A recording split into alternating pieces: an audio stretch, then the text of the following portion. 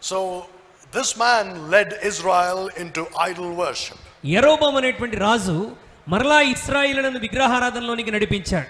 And it says that he ordained a feast, a special day in the 8th month on the 15th day. 8వ మాసం 15వ దినమున ప్రత్యేకమైనటువంటి పండుగను ఏర్పాటు చేశాడు. And this was an imitation of the Feast of Tabernacles. ఇది it was an imitation of the Feast of ఇది Tabernacles. మరి పర్ణశాలల పండుగను పోలినటువంటిదిగా ఉన్నటువంటి పండుగ. And we see in the Bible clearly the reasons why he did that. పరిశుద్ధ గ్రంథంలో మరి తాను ఎందుకు ఆ కార్యాన్ని చేశాడో మనం కారణాలు చూస్తున్నాం. And that's exactly how the Antichrist will work. క్రీస్తు విరోధి కూడా ఖచ్చితంగా అదే విధంగా పనిచేస్తాడు. He, in order to take Israel away from God, ఇశ్రాయేలీయులను దేవుని నుండి దూరం చేయడానికి, we know in Revelation 13 and 14 that he makes an image of himself and demands that it be worshipped. ప్రకటన గ్రంథం 12, 13, 14 వచన అధ్యాయాల్లో మనం చూసినట్లయితే ఏ విధంగా అయితే విగ్రహము నిలిపి ఆరాధించినట్లుగా జనులను ప్రేరేపిస్తాడు ఆ విధముగా.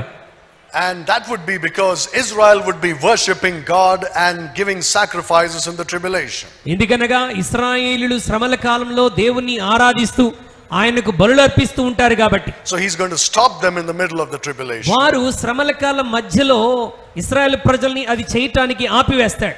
And he's going to keep his own image there and say you must worship this.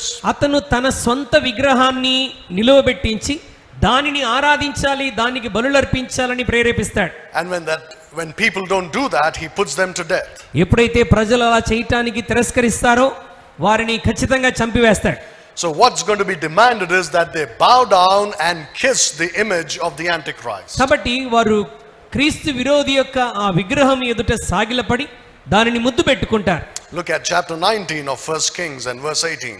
మొదటి రాజుల గ్రంథం Chapter 19. 19వ అధ్యాయం 18వ వచనాన్ని మనం చూద్దాం. అయినను ఇశ్రాయేలు వారిలో బయలునకు మోకాళ్ళునకయు నోటితో వాని ముద్దు పెట్టుకొనగి నుండు 7,000 మంది నాకు ఇంకను మిగిలియుందురు. So except for those 7,000, the rest of Israel would bow their knee before the image of Baal and kiss it. ఈ 7,000 మంది ఇశ్రాయేలు తప్ప మిగతా ఇశ్రాయేలు ప్రజలందరూ కూడా ఈ విగ్రహం ఎదుట సాగిలపడి దాన్ని ముద్దు పెట్టుకొని ఆరాధిస్తారు. Remember once again that Judas betrayed Jesus Christ with a kiss. దయచేసి జ్ఞాపకం ఉంచుకోండి, ఇస్కరియోతు యూదా యేసుక్రీస్తు ప్రభువారిని ఎలాగ అప్పగించాడు? ముద్దు పెట్టుకొని అప్పగించాడు. And that would be one of the things that is done by the Antichrist. క్రీస్తు విరోధి కూడా చేయబోతున్నటువంటి కార్యం అదే. Absalom did the same thing. అబ్షలోము కూడా అలాగే చేశాడు. The popes do the same thing. పోపులు కూడా అలాగే చేస్తున్నారు. This is from the Antichrist. ఇది ఎక్కడి నుండి వచ్చిందంటే క్రీస్తు విరోధి యొక్క స్వభావం ఇది. And in Israel a few will be left called the remnant who will not bow down to the image of the Antichrist. ఇశ్రాయేలీలో ఆ విగ్రహం ఎదుట మోకాల్లోనని కొంతమంది ఖచ్చితంగా వారు నిలిచి ఉంటారు. The Bible has a lot to say about Jeroboam and his wickedness. మరి యెరోబాము గురించి అతని యొక్క దుష్టత్వమును గురించి పరిశుద్ధ గ్రంథం అనేక విషయాలు బోధపరుస్తున్నది. But there is one thing that makes him a great type of the Antichrist. మరి క్రీస్తు విరోధిని పోలిన వాడని చెప్పడానికి ఒక్క బలమైనటువంటి విషయం ఏంటి అని అంటే, Look at 1 Kings chapter 13. మొదటి రాజుల గ్రంథం 13వ అధ్యాయానికి ఒకసారి రండి. Whenever you see the number 13, you must immediately be aware. 13 అన్న నంబర్ రాగానే మనం చాలా జాగ్రత్తలోనికి వచ్చేయాలి. I'm going to talk about the number 13 today if we have the time later on. సమయం ఉంటే ఈ రోజున 13 అన్న సంఖ్య గురించి కూడా మనం కొన్ని విషయాలు నేర్చుకోబోతున్నాం. Look at 1 Kings chapter 13 and verse 4. మొదటి రాజులు 13వ అధ్యాయం 4వ వచనం. బేతేలునందున్న బలిపీఠమును గురించి ఆ దైవజనుడు ప్రకటించిన మాట రాజైన యెరోబోము విని బలిపీఠం మీద నుండి తన చెయ్యి చాపి వాని పట్టుకొనమని చెప్పగా అతడు చాపిన చెయ్యి ఎండిపోయెను. దానిని వెనుకకు తీసుకొనుటకు అతనికి శక్తి లేకపోయెను. His hand was withered. అతని చెయ్యి ఎండిపోయినదని దేవుని వాక్యం ఇక్కడ జ్ఞాపకం చేస్తుంది. And a withered hand is what the Antichrist will have according to the Bible. The Antichrist. ఈ ఎండిపోయిన చెయ్యి క్రీస్తు విరోధి కలిగి ఉంటాడని దేవుని వాక్యం జ్ఞాపకం చేస్తుంది. You see how here Jeroboam stretched his hand and it withered, it became useless. యెరోబోము ఎప్పుడైతే తన చెయ్యి చాపాడో ఆ చెయ్యి పూర్తిగా ఎండిపోయినట్టుగా ఇక్కడ రాయబడి ఉన్నది. Now look at Job 38. యోబు గ్రంథం 38వ అధ్యాయంలోనికి ఒకసారి రండి. Job 38, look at verse 15.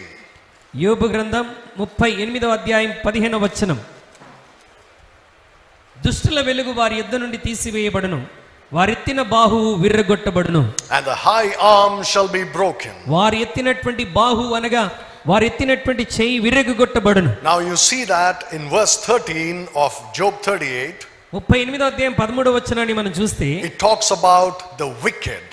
అక్కడ దుష్టత్వాన్ని గురించి మాట్లాడుతున్నాడు. And then again in verse 15 the wicked. మరలా 15వ వచనంలో దుష్టుల గురించి మాట్లాడుతున్నాడు. The wicked there is a reference to the Antichrist. ఇక్కడ రాయబడినటువంటి దుష్టుడు దేనికి పోలినటువంటి వాడంటే క్రీస్తు విరోధికి పోలినవాడు. And his broken arm identifies him విరగగొట్టబడినటువంటి చెయ్యి ఆయనకు సంబంధించిన గుర్తుగా తెలియజేస్తున్నది.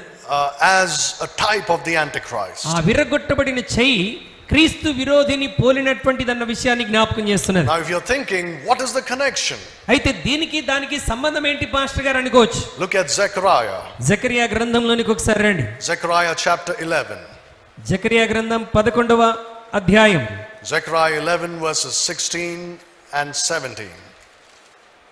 జకరియా 11. జకరియా గ్రంథం 11వ అధ్యాయం 16, 17 వచనాలు మనం ఒకసారి చదువుదాం. ఏలయనగా దేశమందు నేను ఒక కాపరిని నియమింపబోచున్నాను. అతడు నశించుచున్న గొర్రెలను కనిపెట్టడు, చెదిరిపోయిన వాటిని వెదకడు, విరిగిపోయిన దాన్ని బాగు చేయడు, పుష్టిగా ఉన్నదాన్ని కాపుగాయడు గాని క్రొవ్విన వాటి మాంసమును భక్షించుచు వాటి డెక్కలను తుత్తనీయులుగా చేయను. మందను విడనాడు పనికిమాలిన కాపరికి శ్రమ. అతని చెయ్యి కుడి కన్నును తెగివేయబడును, అతని చెయ్యి బొత్తిగా ఎండిపోవును, అతని కుడి కంటికి దృష్టి బొత్తిగా తప్పును. Now in verse 16 it says he's going to be a shepherd. 16వ వచనంలో అతడు కాపరిగా ఉండబోతున్నాడు అని చెప్తున్నది వాక్యం. That tells you he will have Jewish blood in him. అనగా యూదుల రక్తాన్ని కలిగినటువంటి వాడిగా ఉంటాడు క్రీస్తు విరోధి. Or else the Jews will not allow him to be their shepherd or leader. అతడు యూదుడు కాకపోతే యూదులకు ఇశ్రాయేలుల కాపరిగా ఉండటానికి యూదులు ఏమాత్రం అనుమతి ఇచ్చారు. So this is in the first half of the tribulation. ఇది ఎప్పుడు జరుగుతుందంటే శ్రమల కాలం మొదటి భాగంలో జరుగుతుంది. So it talks about how this man is not going to be a good shepherd like Jesus Christ is the good shepherd. యేసుక్రీస్తు ఎలాగైతే మంచి కాపరిగా ఉన్నాడో ఇతనైతే అలాంటి మంచి కాపరిగా ఉండలేదు అన్నటువంటి వాక్యం జ్ఞాపకం చేస్తుంది. He doesn't care for his flock. అతను గొర్రెల విషయంలో శ్రద్ధ వహించేవాడు కాదు. But look at what it says in the end of the verse. అయితే ఆ వచనంలో చివరి మాట ఏమని రాయబడి ఉన్నది? But he shall eat the flesh of the fat and tear their cloths in pieces. ఆ వాక్యంలో చివరి వచనంలో మనం చూస్తాం, కాపు కాయుడు గాని క్రొవ్విన మాంసమును భక్షించుచు వాటి డెక్కలను తుత్తునీలుగా చేయిచుండును. Now there are two things here. ఇక్కడ రెండు విషయాలు ఉన్నాయి. Firstly, it's a good type of Jeroboam. మరి యెరొబోము యొక్క మంచితనమును గురించినటువంటి విషయం మొదటి భాగంలో మనకు కనబడుతుంది. That means he was also a wicked prince of Israel, a wicked shepherd of Israel. అనగా ఇతను కూడా ఇశ్రాయేలులకు ఒక దుష్ట కాపరిగా దుష్ట రాజుగా ఉండేటువంటి వాడు. Now the second thing is that this is a reference to the Antichrist. రెండవది ఇది క్రీస్తు విరోధికి పోలినటువంటి మాట. And the thing is that he will be a cannibal. ఇతను నరమాంస భక్షకుడిగా ఉంటాడు. Remember what I said about cannibals last time. మరి గత వారంలో మనం నేర్చుకున్నాం క్యానిబల్స్ గురించి, నరమాంస భక్షకుల గురించి. A cannibal is basically a priest of Baal. మరి ఈ క్యానిబల్స్ ఎవరు అనంటే బయలుకు పరిచర్య చేసేటువంటి యాజకులు. And the Antichrist will be a Baalite. మరి క్రీస్తు విరోధి కూడా ఒక బయలు సంబంధించినటువంటి వాడిగా ఉన్నవాడు. And that's why you see that he also indulges in cannibalism. కాబట్టి అతడు కూడా మరి క్యానిబలిజంలో నరమాంస భక్షకుడిగా పరిగణించబడతాడు. Now in verse 17 is the important thing. 17వ వచనం చాలా ప్రాముఖ్యమైనటువంటిది. There in the King James Bible it talks about idol shepherd.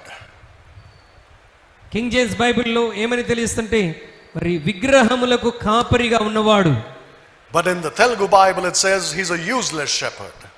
కానీ తెలుగు బైబిల్లో ఏమని రాయబడిందంటే పనికి మాలిన కాపరి అని రాయబడింది. He is an idol shepherd. That means he's going to be a god who is worshipped by people. ఇతను అంటే ఒక విగ్రహ కాపరిగా, అంటే అతను ఆరాధించబడేటువంటి వ్యక్తిగా ఉండబోతున్నాడు. He'll be a god. అతను ఒక దేవుడిగా ఉన్నాడు.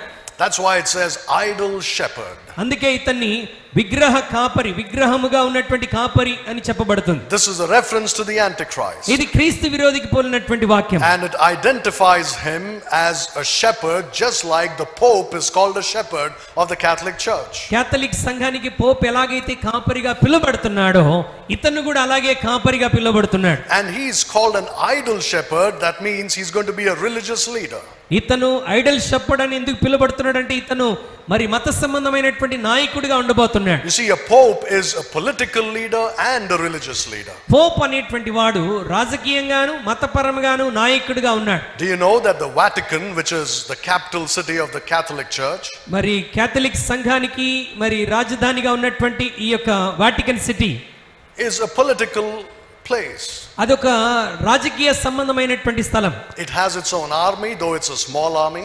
అది చిన్న సైన్యమైనప్పటికీ వారి సొంత సైన్యాన్ని వాళ్ళు కలిగి ఉన్నారు. They have their own banks. వారికి సొంత బ్యాంకులు ఉన్నాయి. They have their own ambassadors to all the nations of the world. ప్రపంచంలోని అన్ని దేశాలకు వారు రాయబారులను కలిగి ఉన్నారు. It's a political setup. ఇది ఒక రాజకీయబద్ధమైనటువంటి పద్ధతిని కలిగి ఉన్నది. But yet he is also a religious shepherd. అయినప్పటికీ వీడొక మతపరమైనటువంటి కాపరిగా కూడా ఉన్నాడు. That's exactly how the Antichrist will be. క్రీస్తు విరోధి కూడా ఖచ్చితంగా అలాగే ఉండబోతున్నాడు. And it says in this verse 17, 17వ వచనం ఏమని చెప్తున్నదంటే, the sword shall be upon his arm and upon his right eye. అతని చెయ్యి కుడి కన్నును, yes. మందను విడనాడు పనికిమాలిన కాపరికి శ్రమ, అతని చెయ్యి కుడి కన్నును తెగివేయబడును, అతని చెయ్యి బొత్తిగా ఎండిపోవును, అతని కుడి కంటికి దృష్టి బొత్తిగా తప్పును. Now this is very significant. See how great the Bible is. పరిశుద్ధ గ్రంథం ఎంత అద్భుతమైనదో ఒకసారి గమనించండి. Many Christians don't realize it. చాలా మంది దేవుని బిడ్డలు పరిశుద్ధ గ్రంథం యొక్క ఆ నైపుణ్యతను గుర్తించలేకపోతున్నారు. They read the Bible but they don't connect it to what's happening in the world.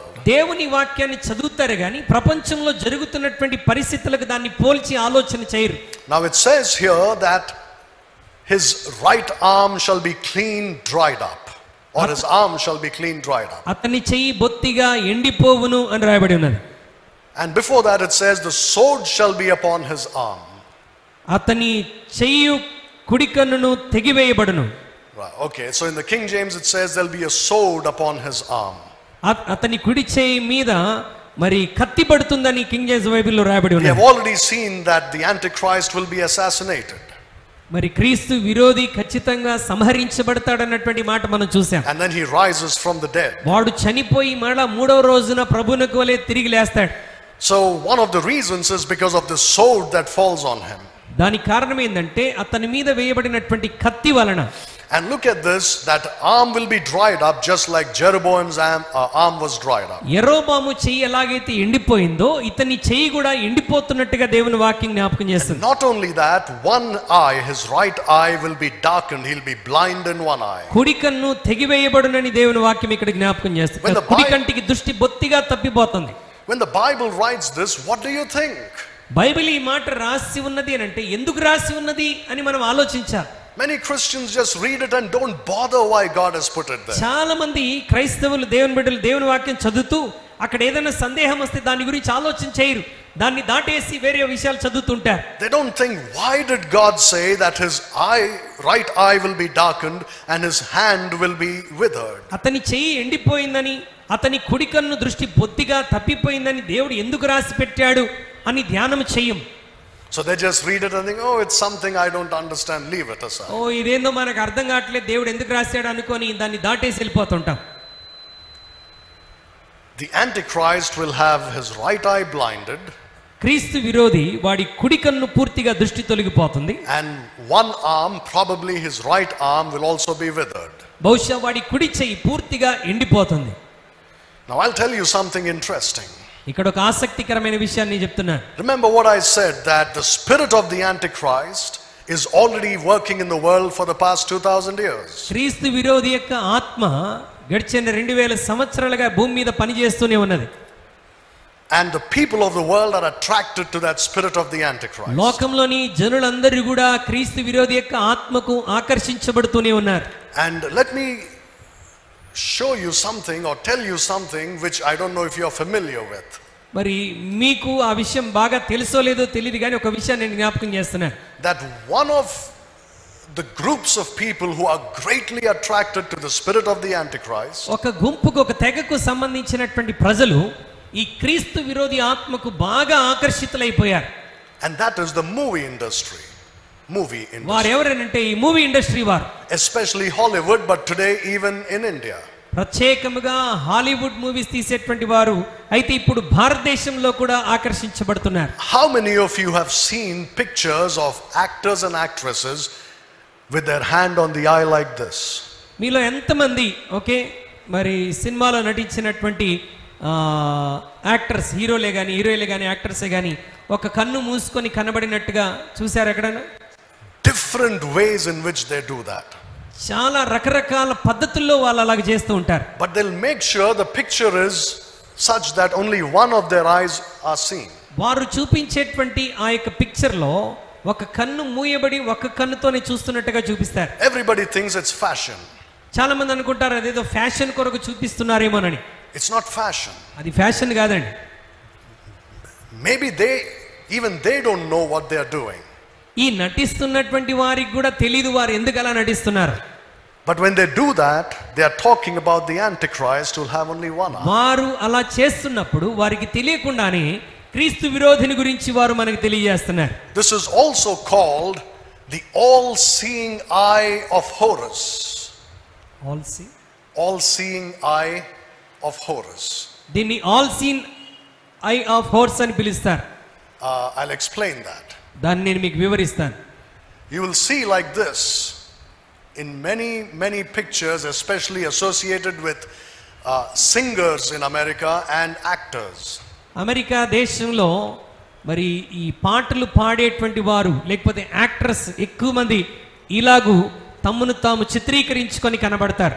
If you look at some of these singers, when they are singing on the stage, on the background, these pictures will be there. కొంతమంది singers పాట పాడుతున్నప్పుడు వాళ్ళ background లో ఇలాంటి picture చూపిస్తూ ఉంటారు. It's called the all seeing. That means it sees everything. All seeing అంటే సమస్తము చూసేటి కన్నులు. Of Horus. సమస్తము చూసేటి కన్నులు. And Horus is the name of a god. Horus అన్నటువంటి మరి మాట ఒక దేవుని యొక్క పేరు. An Egyptian god. ఐగుప్తుకు సంబంధించినటువంటి దేవుడు. That's why you'll always see a pyramid connected to the all-seeing eye. మరి ఈ all seeing I of Horus లో మీకు ఎప్పుడు కూడా ఈ పిరమిడ్ మధ్యలో కన్ను కనబడుతుంది. How many of you have seen dollars? You all like to see dollars? Dollars ఎంతమంది చూశారు? Have you seen a $1 bill? $1 చూసారా? On a $1 bill, you will have this picture. So $1 మీద ఈ విధమైనటువంటి బొమ్మ కనబడుతుంది. So those of you who are thinking America is a Christian nation, you have to think again. చాలా మంది అనుకుంటారు America దేశం క్రైస్తవ దేశం అని. అలా ఆలోచించే వారు ఇంకోసారి ఆలోచించారు. The eye, single eye always, is connected to Satan worship. ఎప్పుడైనా ఒకే ఒక్క కన్ను కనబడుతున్నటువంటి పిక్చర్ ఏదైనా వచ్చింది అంటే అది సాతాను సంబంధించిన ఆరాధనని గుర్తుపెట్టుకోవాలి. Another thing. మరొక విషయం. How many of you have seen pictures of Hitler? మీలో ఎంతమంది హిట్లర్ యొక్క పటాన్ని పిక్చర్ చూశారు? How many of you have seen pictures of Napoleon, the great emperor? Napoleon చక్రవర్తి యొక్క చిత్రాన్ని ఎంతమంది చూశారు? What do you see? మనకేం కనబడుతుంది? You see him standing like this. అతను ఇలా చెయ్యి లోపల పెట్టుకొని కనబడతాడు.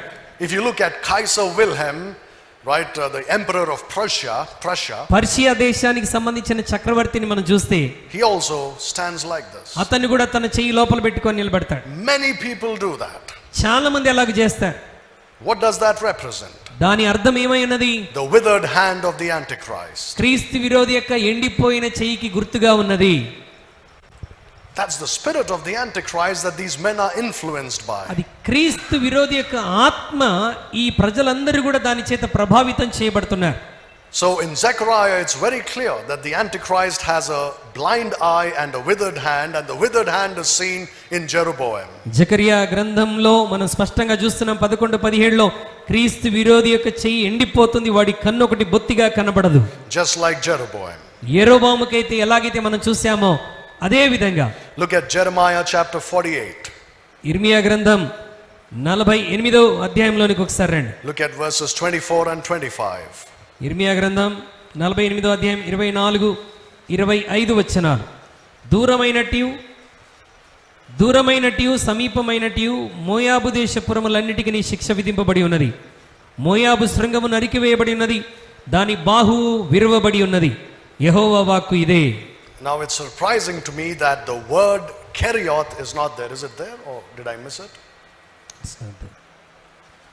And Kerioth, upon Kerioth 23. Okay, can you read that please? బెత్మెయనుకును కెరియోతునకును బొస్రాకును దూరమైనట్టు సమీపమైనట్టు మోయాబు దేశపురములన్నిటికీ శిక్ష విధింపబడి ఉన్నది. You look at that word Kerioth. కెరియోతు అన్నటువంటి మాట గమనించండి. That's the same word as Judas Iscariot. మరి జూడాస్ ఇస్కరియోతు యూదా అన్నటువంటి మాట కూడా ఇక్కడ నుండి తీసుకొనబడింది. The word is stands for man. Is అన్నటువంటి మాట మనిషికి గుర్తుగా ఉన్నది. And Kerioth means the place Kerioth కెరియోతు అనగా ఒక స్థలమునకు ఉన్నటువంటి పేరు. in Moab. మోయాబు దేశంలో ఒక స్థలం. So it means man from Kerioth. అనగా కెరియోతు ప్రాంతానికి సంబంధించినటువంటి వాడు అని అర్థం. And when I talk about Judas Iscariot, I'll explain this more. నేను యూదా ఇస్కరియోతు గురించి చెప్తున్నప్పుడు ఈ మాటల గురించి ఇంకా మీకు వివరిస్తాను. But you see, once again the mention is made of the arm being broken of Kerioth. మరి కెరియోతుకు సంబంధించిందిగా ఇక్కడ మనం చదివాం, దాని బాహు విరవబడి ఉన్నది. The horn of Moab is cut off.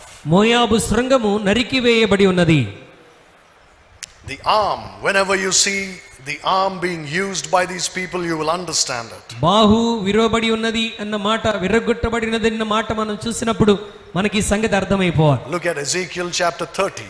యెహెజ్కేలు గ్రంథం 30వ అధ్యాయంలోనికి ఒకసారి రండి. Look at verses 21 to 24. యెహెజ్కేలు గ్రంథం 30వ అధ్యాయం 21 నుంచి 24 వచనాలు. నరపుత్రుడా, నేను ఐగుప్తు రాజైన ఫరో బాహువును విరిచి తిని, అది బాగవుటకు ఎవరును దానికి కట్టుకట్టరు. అది కుదుర్చబడి ఖడ్గం పట్టుకొనులాగున ఎవరును దానికి బట్ట కట్టరు. కావున ప్రభువైన యెహోవా సెలవిచ్చినదేమనగా, నేను ఐగుప్తు రాజైన ఫరోకు విరోధినై ఉన్నాను. బాగుగా ఉన్నదానిని విరిగిపోయిన దానిని అతని 2 చేతులను విరిచి అతని చేతిలో నుండి ఖడ్గము జారిపడవేసేదను. ఐగుప్తీయులను జనముల్లోనికి చెదరగొట్టేదను, ఆయా దేశములకు వారిని వెళ్ళగొట్టుదును. So you see time and again the mention being made of God breaking hands.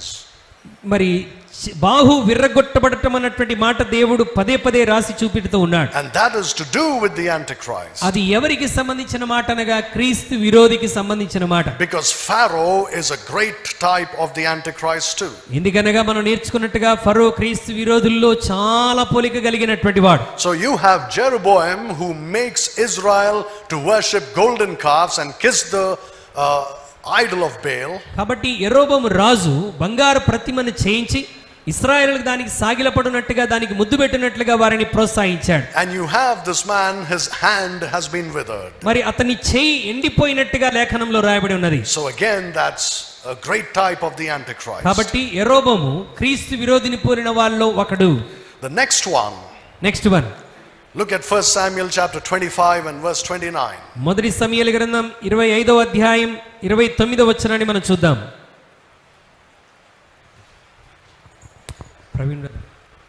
Brother Praveen కొంచెం sound.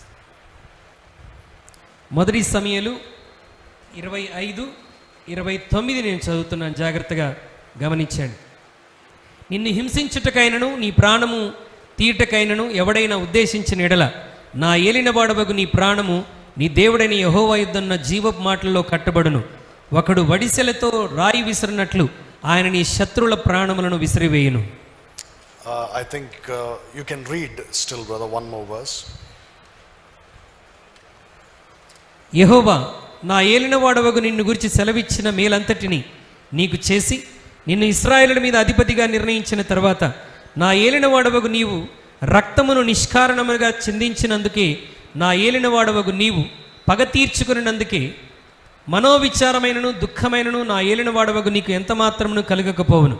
All right, so in verse 29 it says, yet a man is risen to pursue thee and to seek thy soul. ఇక్కడ ఏమని వాక్యం సెలవిస్తుందంటే, నిన్ను హింసించుటకు నీ ప్రాణం తీయుటకైనను ఎవడైనా ఉద్దేశించిన ఎడల. And she's talking about Nabal, her husband. అతను ఆమె తన భర్త గురించి మాట్లాడుతున్నటువంటి మాట. Remember Nabal who rejected David's request?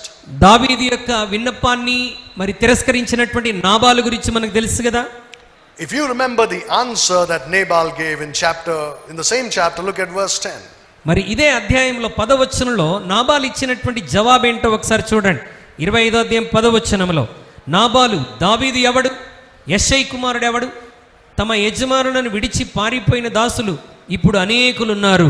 What does this remind you of? అంటే ఇది దేన్ని మనకు జ్ఞాపకం చేస్తుంది? It reminds you of the words of Pharaoh when Moses went and asked him to let the people of Israel go. నా జనులైనటువంటి ఇశ్రాయేలును పంపివేయమని మోషే అడిగినప్పుడు ఫరో మాట్లాడినటువంటి మాటలే ఇక్కడ గుర్తుకొస్తున్నాయి. You know what Pharaoh said?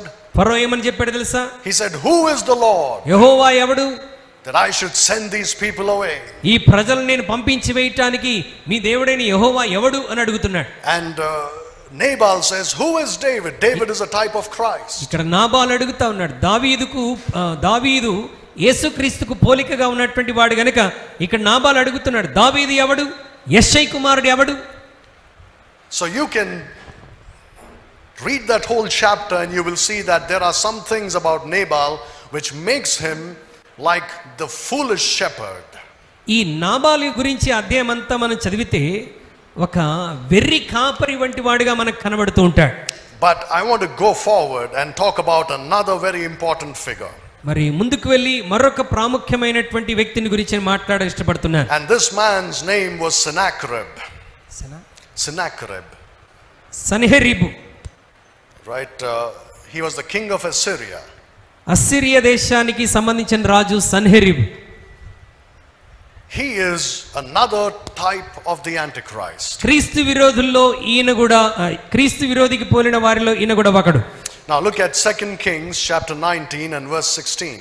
రెండవ రాజుల గ్రంథం 19వ అధ్యాయం 16వ వచనాన్ని మనం ఒకసారి చూద్దాం.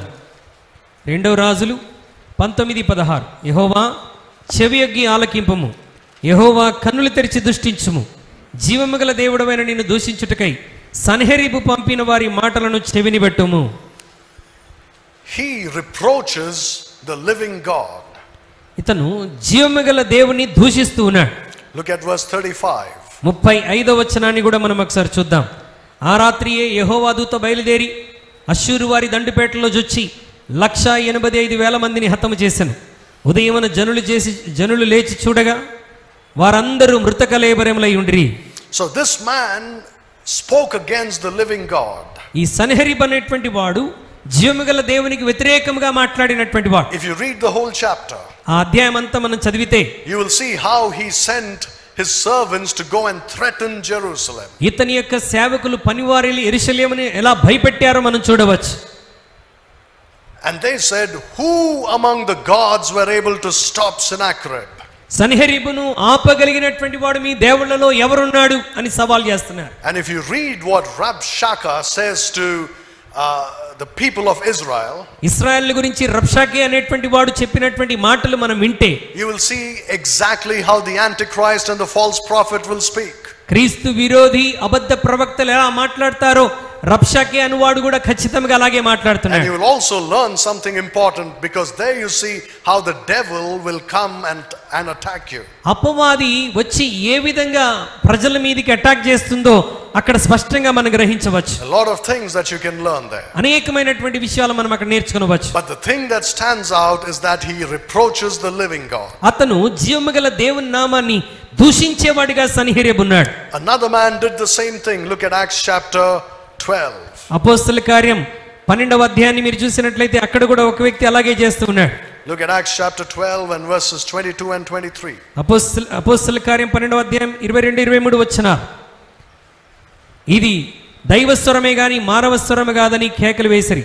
అతడు దేవుని మహిమపరచనందున వెంటనే ప్రభుదూత అతని మొత్తెని గనుక పురుగులు పడి ప్రాణం విడిచాను. Why did this happen?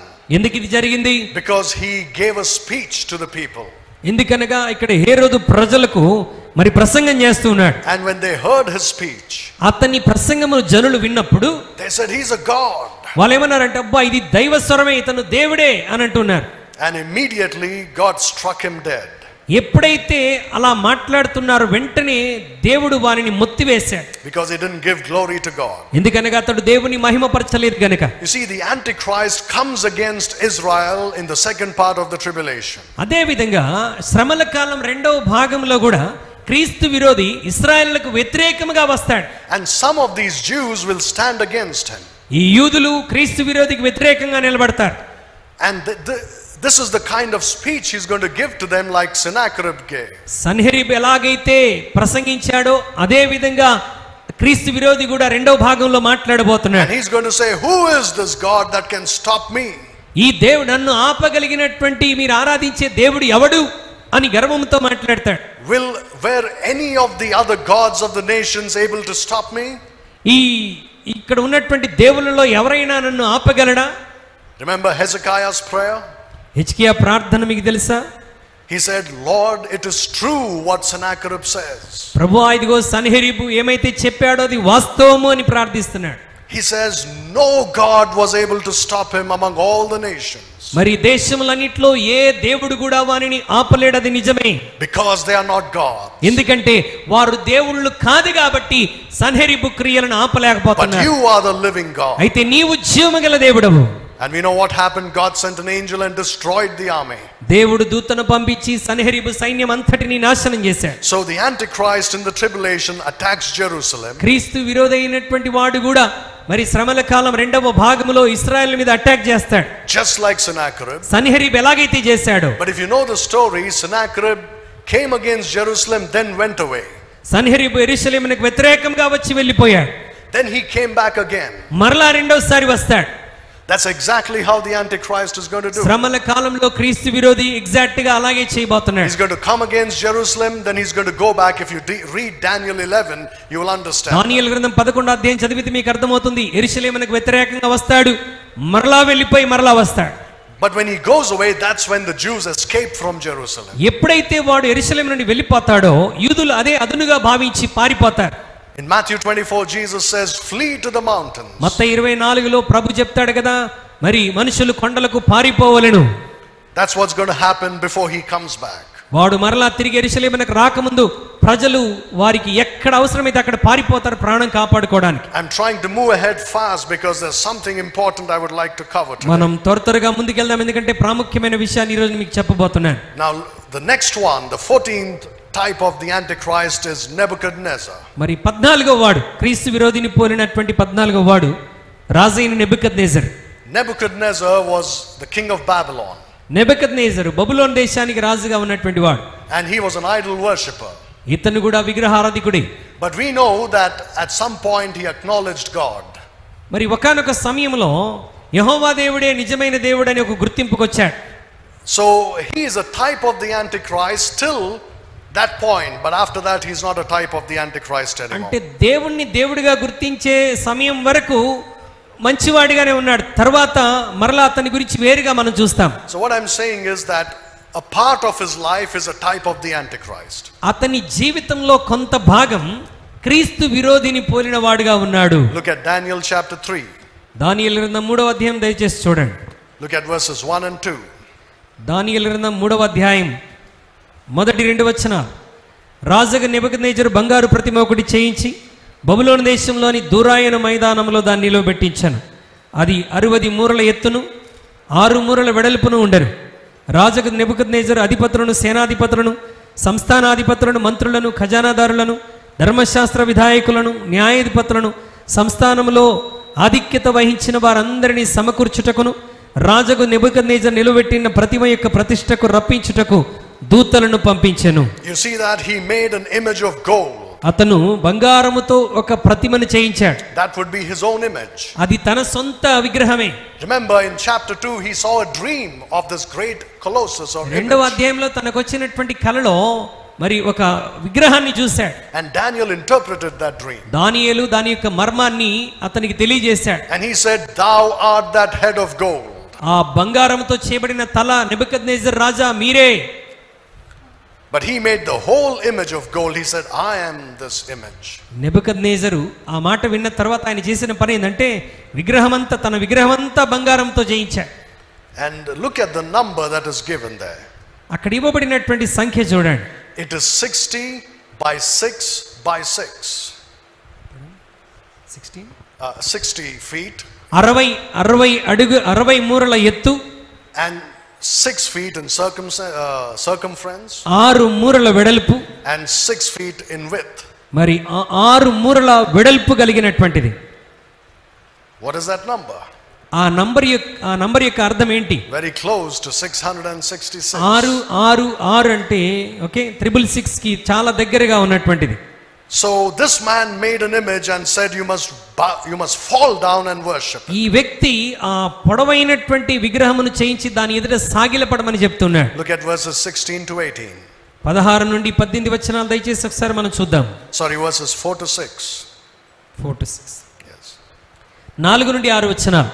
ఇట్లుండగా ఒక దూత చాటించినదేమనగా, జనులారా, దేశస్థులారా, ఆయా భాషలు మాట్లాడు వారలారా, మీకు ఆజ్ఞాపించుచున్నాను ఏమనగా, బాకా, పిల్లన్ గ్రోవి, పెద్ద వీణే, సింఫోనియా వీణే, విపంచిక, సకల విధములు వాయిద్యములు మీకు వినబడినప్పుడు రాజగు నెబుకద్నెజర్ నిలబెట్టించిన బంగారు ప్రతిమ ఎదుట సాగిలపడి నమస్కరించుడి. సాగిలపడి నమస్కరింపని వాడెవడో వాడు మండుచున్న అగ్నిగుండములో తక్షణమే వేయబడును. You see how music is associated with idol worship. చూడండి, మ్యూజిక్ అనేటువంటిది విగ్రహారాధనతో ఏ విధంగా అంటుకట్టబడి ఉన్నదో. It's going to be the same in the tribulation. శ్రమల కాలంలో కూడా ఎగ్జాక్ట్ గా అలాగే ఉండబోతున్నది. Music is called a universal language. Music అనేటువంటి సంగీతం అనేది ప్రాపంచిక భాషగా పిలువబడుతున్నది. You don't need to know some nation's language to understand their music. ఒక దేశం యొక్క మ్యూజిక్ ని అర్థం చేసుకోవడానికి ఆ దేశం యొక్క భాష మనం చదవాల్సిన అవసరం లేదు. When you listen, you understand. ఆ మ్యూజిక్ వింటున్నప్పుడే మనకు అర్థమైపోతుంది. You know if it's a sad music or a happy music. ఆ మ్యూజిక్ వింటున్నప్పుడు అది విచారంతో కూడినటువంటి మ్యూజికా లేకపోతే సంతోషంతో కూడిన మ్యూజికా మనకు అర్థమైపోతుంది. అర్థమవుతలేదా? You can understand if it's a romantic music or an erotic music. అది ఒక రొమాంటిక్ మ్యూజికా లేకపోతే చాలా విసుగు పుట్టించేదా మనకు అర్థమైపోతుంది. You know, a sensual music. మరి sensual dirty type of music. మరి అది రొమాంటిక్ మ్యూజికా లేకపోతే మరి చాలా అశ్లీలత కూడినటువంటి మ్యూజికా మనకు అర్థమవుతుంది. You don't have to see any picture, by listening you can understand. Picture చూడకుండానే ఆ మ్యూజిక్ మన చెవులకు వినబడుతున్నప్పుడు మనకు అర్థమైపోవాలి. Many Christians think all music is good. చాలా మంది క్రైస్తవులు ఏమనుకుంటారంటే అన్ని మ్యూజిక్లు మంచివే అనుకుంటారు. No. కాదండి. There is good music and there is evil music. మంచి సంగీతం, దుష్టత్వంతో కూడిన సంగీతం రెండు ఉన్నాయి. It's very sad that many Christians, especially among Telugu Christians, మరి చాలా విచారణకరమైనటువంటి విషయం ఏంటంటే చాలా మంది క్రైస్తవుల్లో మరి ముఖ్యంగా Telugu క్రైస్తవుల్లో they make use of worldly music for Christian songs. లోక సంబంధమైనటువంటి సంగీతాన్ని క్రైస్తవ పాటలకు వారు తీసుకొని వస్తున్నారు. They say the music is not important, the words are important. చాలా మంది ఏమంటారంటే వారిని ప్రశ్నించినప్పుడు సంగీతం ప్రాముఖ్యం కాదు, ఆ పాటలో ఉన్నటువంటి పదాలు ప్రాముఖ్యం అంటారు. No. కాదండి. Do you know who the first musician is? మొట్టమొదటి సంగీత విద్వాంసుడు ఎవరో తెలుసా? Yes, the devil. సాతానుడు. You will read about it in the book of Ezekiel. యెహెజ్కేలు గ్రంథంలో ఆ మ్యూజిక్ డైరెక్టర్ గురించి మనం చూస్తాం. In chapter 28. 28వ అధ్యాయంలో. Right? He has musical instruments built into his body. అతని యొక్క శరీరంలోనే ఆ మ్యూజికల్ ఇన్స్ట్రుమెంట్స్ అన్నీ కూడా బిల్టప్ అయి ఉన్నాయి. So he can play music. ఆయన కదిలితే మ్యూజిక్ వచ్చేస్తుంది. So when he fell into sin, ఎప్పుడైతే వాడు పాపంలో పడిపోతాడో his mind was corrupted. అతని యొక్క బుద్ధి చెడిపోయింది. Do you think he will not corrupt music? వాడి బుద్ధి చెడిపోయినప్పుడు సంగీతాన్ని పాడు చేయడం అనుకుంటున్నారా? Do you know in the book of Job what it says about music? యోబు గ్రంథంలో సంగీతాన్ని గురించి ఏమని రాశాడు తెలుసా? It says the people who lived before the flood, మరి జలప్రళయానికి ముందు నివసించినటువంటి వారు, they were busy playing musical instruments. వారు ఈ సంగీత వాయిద్యాలు వాయించటంలో చాలా బిజీగా ఉన్నారు. And their music influenced rebellion inside of them. ఆ యొక్క సంగీతం వారి హృదయంలో ఒక వ్యతిరేక భావాన్ని తీసుకుని వచ్చింది. And they said to God, we don't want you. వారు దేవునికి తిరుగుబాటు చేసి దేవుడితో అంటున్నారు, నీవు మాకు అవసరం లేదు. Music can make you rebellious against God and against parents. సంగీతం మరి దేవునికి తల్లిదండ్రులకు తిరుగుబాటు చేసే విధంగా ప్రజల్ని నడిపిస్తుంది. Now I know that you're all very good people. You would have never heard any of that evil music in your life. మరి మీరందరూ చాలా మంచివారు, అలాంటి దుష్ట మ్యూజిక్ మీరు ఎప్పుడు వినలేదేమో అని అనుకుంటున్నాను. But growing up as a young man, I was heavily involved in this kind of music. మరి యవనస్తుడిగా నేను ఎదుగుతున్నప్పుడు ఇలాంటి దుష్ట మ్యూజిక్ వినటంలో చాలా నిమగ్నమై ఉన్నటువంటి వాడను. There are different names. వాటికి వివిధ రకాల పేర్లు ఉంటాయి. Rock music, rock music, heavy metal, heavy metal music, right? And rap, rap music, right? There are many names. చాలా దుష్ట సంబంధమైనటువంటి సంగీతాలు చాలా ఉన్నాయి. You know, one thing that stands out about all these kinds of music. వీటన్నిటికి వ్యతిరేకంగా నిలబడినటువంటి సంగీతం ఏదో తెలుసా? No, I mean, what is the most important thing about these things, these music? వీటన్నిటిలో ప్రాముఖ్యమైనటువంటి సంగతి ఏంటో తెలుసా? It makes you very proud and rebellious. అది మన జీవితాలను గర్వంలోనికి, తిరుగుబాటులోనికి సంగీతం నడిపిస్తుంది. There are two things involved with satanic music. మరి సాతాను సంబంధమైన సంగీతంలో రెండు విషయాలు నిమగ్నమై ఉంటున్నాయి. One is rebellion. ఒకటి తిరుగుబాటు. The second one is nudity. రెండవది నగ్నత్వం.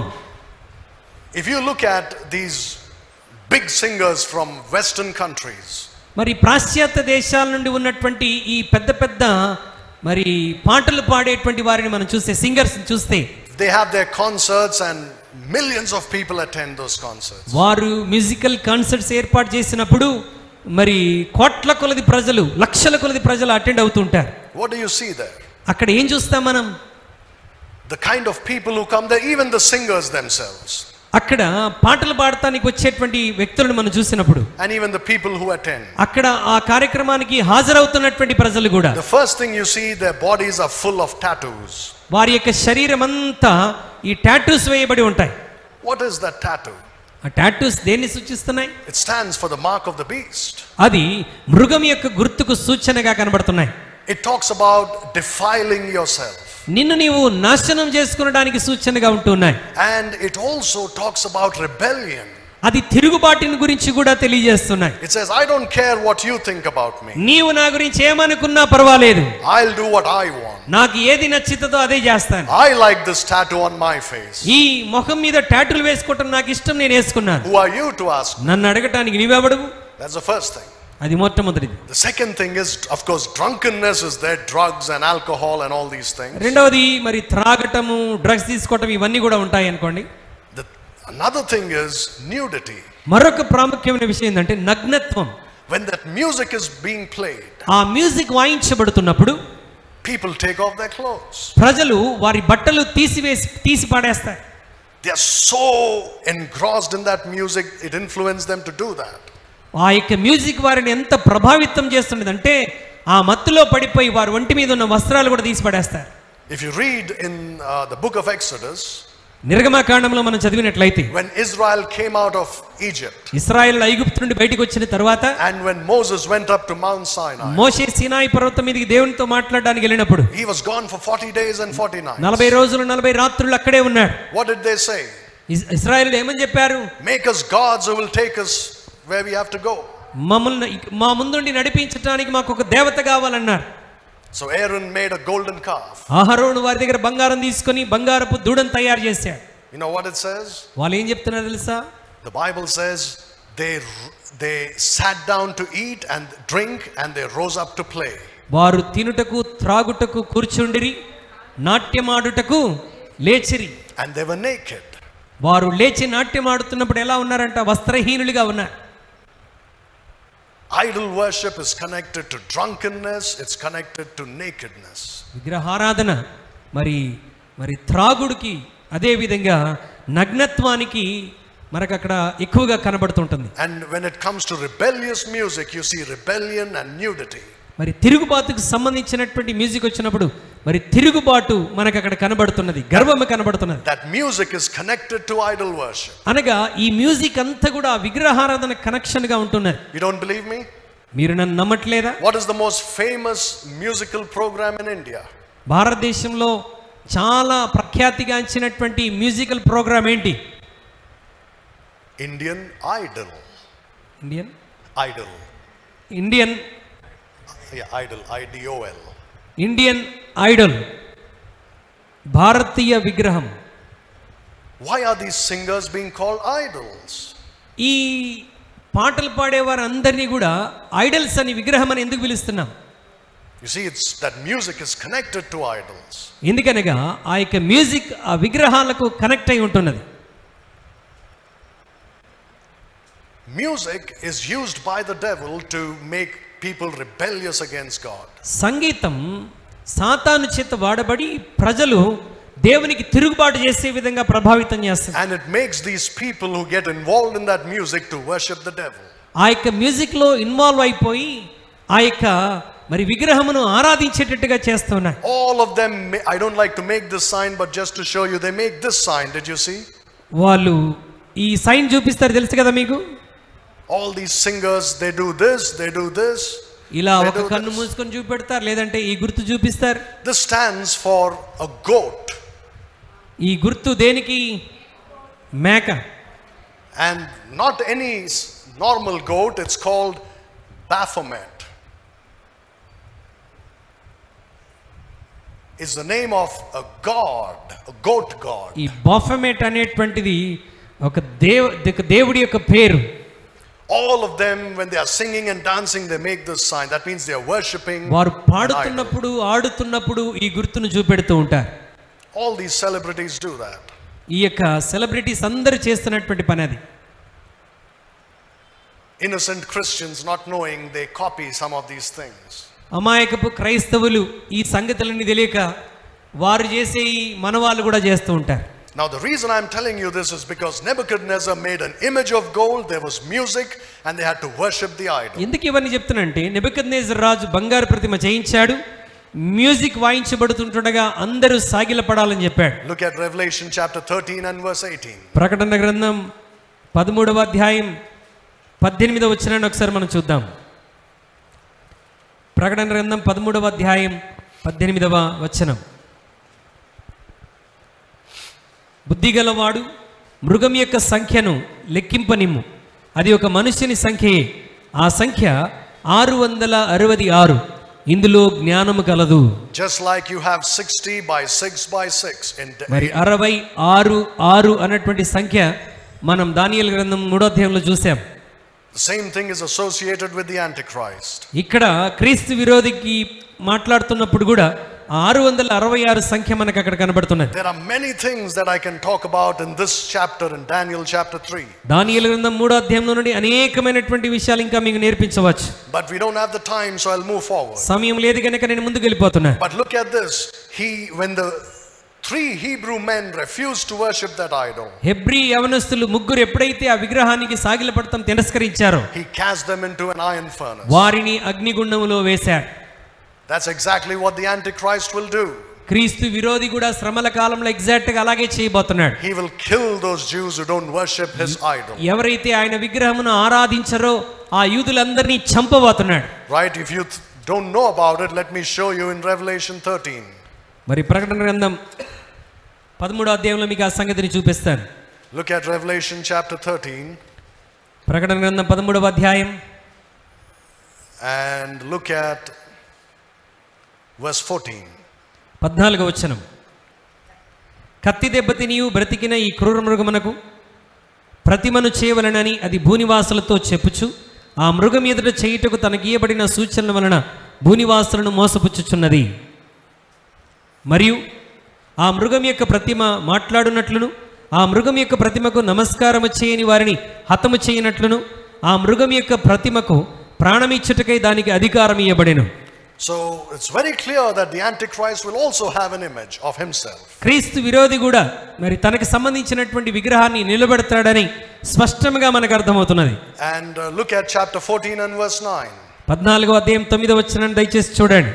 ప్రకటన 14:9. మరియు వేరొక దూత అనగా మూడవ దూత వీరి వెంబడి వచ్చి గొప్ప స్వరముతో ఇలాగూ చెప్పాను, ఆ క్రూరముఖము గాని దాని ప్రతిమకు గాని ఎవడైనను నమస్కారం చేసి తన నొసటి అందేమి చేతి మీదనేమి ఆ ముద్ర వేయించుకొనిన ఎడల ఏమీ కలపబడకుండా దేవుని ఉగ్రత పాత్రలో పోయబడిన దేవుని కోపమును మద్యమును వాడు త్రాగును.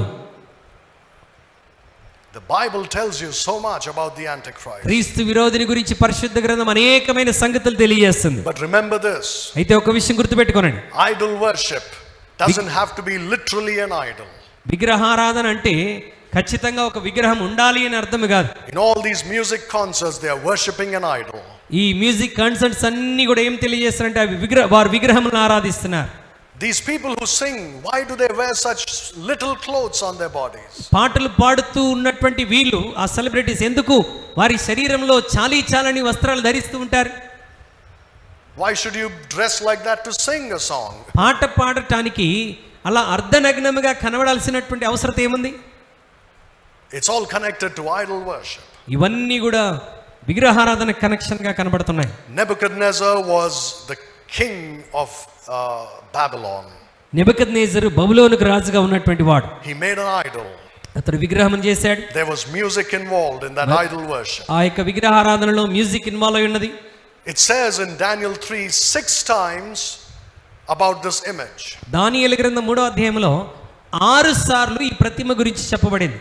And there are 6 musical instruments mentioned there. 6 రకాల సంగీత వాయిద్యములు అక్కడ రాయబడి ఉన్నాయి. And he is one of the great types of the Antichrist because the Antichrist will also be from Babylon. మరి క్రీస్తు విరోధి కూడా బబులోనుకు సంబంధించినటువంటి వాడు గనుక నెబుకద్నెజరుకి అక్షరాల అతని పోలికలన్నీ మనకు కనబడుతున్నాయి.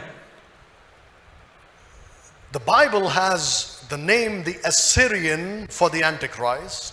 క్రీస్తు విరోధికి పరిశుద్ధ గ్రంథం అస్సూరీయుడు అన్నటువంటి పేరు ఇవ్వబడింది. And then he's called the king of Babylon. అతను బబులోనుకు రాజని కూడా పిలువబడుతున్నటువంటి వాడు. So that means they are going to rebuild Babylon very soon. అనగా అతి త్వరలో మరలా బబులోను సామ్రాజ్యాన్ని వారు కట్టబోతున్నారు. Saddam Hussein tried to build Babylon but he was stopped. Saddam Hussain కూడా మరి బబులోనును స్థాపించడానికి ప్రయత్నించాడు కానీ చేయలేకపోయాడు. How many of you remember that America attacked Iraq? America ఇరాక్ని అటాక్ చేయటం గురించి ఎంతమంది విన్నాం? What did they say? వారు ఏమని చెప్పారు? Why are they attacking it? ఎందుకు అమెరికా ఇరాక్ని అటాక్ చేసింది? They said, that's right, they said there were nuclear bombs there. వారి న్యూక్లియర్ బాంబ్స్ వారి దగ్గర ఉన్నాయి కాబట్టి. When they went there, they didn't find a single nuclear bomb. వారు అక్కడికి వెళ్ళి చూసినప్పుడు కనీసం మచ్చుకు ఒక్కటైనా nuclear బాంబ్ని కనుగొనలేకపోయారు. Are you telling me that the greatest spies in the world didn't know the truth? మరి ప్రపంచంలోనే మరి అతి పేరుగాంచినటువంటి ఈ వేగుల వారు అక్కడ ఉన్నటువంటి సంగతులను కనుగొనలేకపోయారని చెప్దామా? Many people came out after the war and said, చాలా మంది వారు తిరిగి వచ్చి చెప్పిన మాట ఏంటంటే, we clearly knew that Saddam Hussein didn't have any bombs. మాకు స్పష్టంగా తెలుసు సద్దాం హుస్సేన్ దగ్గర ఏ బాంబు కూడా లేదు. But they still sent us. అయినప్పటికీ వారు మమ్మల్ని పంపించారు. And they deposed him from his position. అతడు తనకున్నటువంటి స్థానం నుండి అతన్ని దించివేశారు. And they killed him. అతన్ని చంపివేశారు. I'm not saying he was a good man. అతను మంచివాడని నేను చెప్పట్లేదు. But you see, there is a reason why America did that. ఎందుకు అమెరికా అలాగూ చేసిందో దానికి కారణం ఉన్నది. And the reason is to make the way for the rebuilding of Babylon. బబులోను సామ్రాజ్యాన్ని తిరిగి కట్టడానికి మార్గం ఏర్పాటు చేయడానికి. Remember when we spoke about the Great Reset? మరి గొప్ప సమకూర్పు గురించి మనం మాట్లాడాం, గ్రేట్ రీసెట్ గురించి గుర్తుందా? And I told you that there are these very big powerful people managing the affairs of the world. ఈ ప్రపంచంలోనే శక్తివంతమైనటువంటి వ్యక్తులు కొంతమంది వీటన్నిటిని నిర్వహిస్తున్నారని మనం నేర్చుకున్నాం. Right? So they paved the way for the rebuilding of Babylon. బబులోను సామ్రాజ్యము తిరిగి కట్టడానికి వారు వెల చెల్లించారు. But before they did that, వారు దాన్ని చేయటానికంటే ముందుగా you know what they did? వారు ఏం చేశారు తెలుసా? They practiced. వారు సాధన చేశారు, ప్రాక్టీస్ చేశారు. You know, when you have to sing a song, you rehearse, right? మనం ఏదైనా పాట పాడాలి ఆదివారం అనుకుంటే ఏం చేస్తాం? ప్రాక్టీస్ చేస్తాం. They did that for the rebuilding of Babylon. బబులోను తిరిగి కట్టడానికి వాళ్ళు కూడా ప్రాక్టీస్ చేశారు. You know what that practice is? వాళ్ళు చేసిన ప్రాక్టీస్ ఏంటో తెలుసా? I don't know how many of you have been to Dubai. మీలో ఎంతమంది దుబాయ్కి వెళ్ళారో నాకు తెలియదు కానీ How many of you know the history of Dubai? Dubai దేశం యొక్క చరిత్ర ఎంతమందికి తెలుసు? 40-50 years ago, what was Dubai? 40-50 సంవత్సరాల క్రితం దుబాయ్ ఏంటో తెలుసా? Sand, that's all. కేవలం ఇసుక మాత్రమే.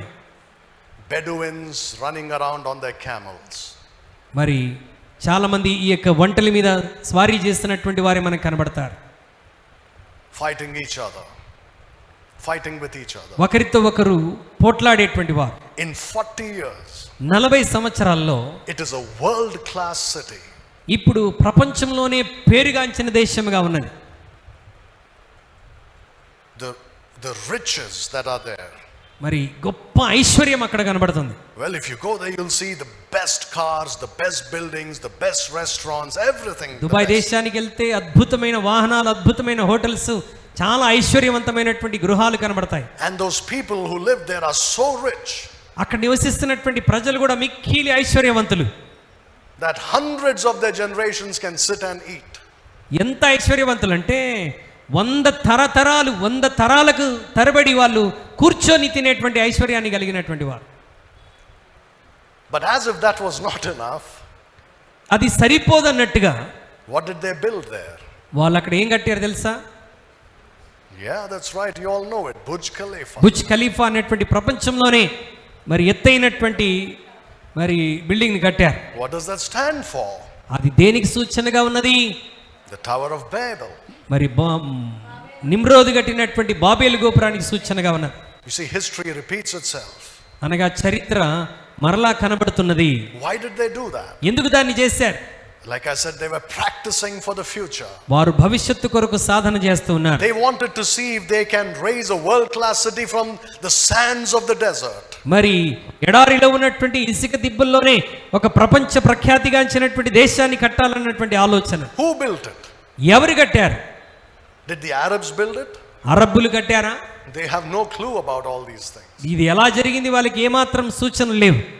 It's the West, the Western nations. మరి పాశ్చాత్య దేశములు, all these powerful people behind the scenes.